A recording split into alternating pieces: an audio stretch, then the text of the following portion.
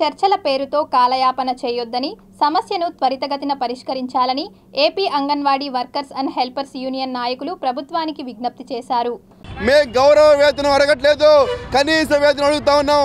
మాకు గౌరవ వేతనం వద్దు, కనీస వేతనం ఏదైతే డిమాండ్ ప్రధానమైన డిమాండ్ 26,000 ఉందో అది నెరవేరేంత వరకు కూడా మేము ఖచ్చితంగా ఈ పోరాటాలు కొనసాగిస్తాం.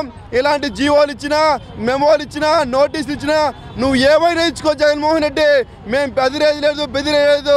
ఇలా మేము దాదాపు 40 సంవత్సరాలుగా అంగన్వాడీలు అనేక ప్రభుత్వాలతో పోరాటాలు చేస్తూ ఉన్నాయి. ఈరోజు నీ పైన పోరాటం చేస్తూ ఉన్నాం. ఖచ్చితంగా మేము నీ పైన పోరాటం నెగ్గి తీరుతాం.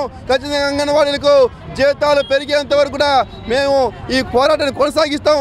రేపు చెప్పి జీవోలకు బెదరం. ఈ పోరాటాన్ని రేపటి నుంచి నిరాహార దీక్ష లేకపోతున్నాము. నీ జీవోలు ఇవన్నీ చేష్టలు మానుకొని సానుకూలంగా స్పందించి చర్చలకు పిలిచి మొత్తం కూడా ఈరోజు వెంటనే ఏవైతే డిమాండ్లు ఉన్నాయో ఆ డిమాండ్ల పట్ల సానుకూలంగా పరిష్కరించాలి. పిల్లల గురించి ఆలోచించండి, గర్భవతుల గురించి ఆలోచించండి, బాలింతల గురించి ఆలోచించండి అంటున్న జగనన్న, నీకు మనసు ఉంటే, నీకు మానవత్వం ఉంటే నువ్వు ఆలోచించి గర్భవతుల్ని బాలింతలకి ఇవ్వాల్సిన పుట్టుని నువ్వు నొక్కేస్తున్నావు. కాబట్టి ఈ సమ్మెని పొడిగించే విధంగా చేసి వాళ్ళకి ప్రజల గురించి ఆలోచించకుండా నువ్వు పబ్జీ గేములు ఆడుకుంటా ఎవరిని లెక్కలేంతనంలో చేస్తున్నావు. నీకు పబ్జీ గేములు ఆడుతున్నావు.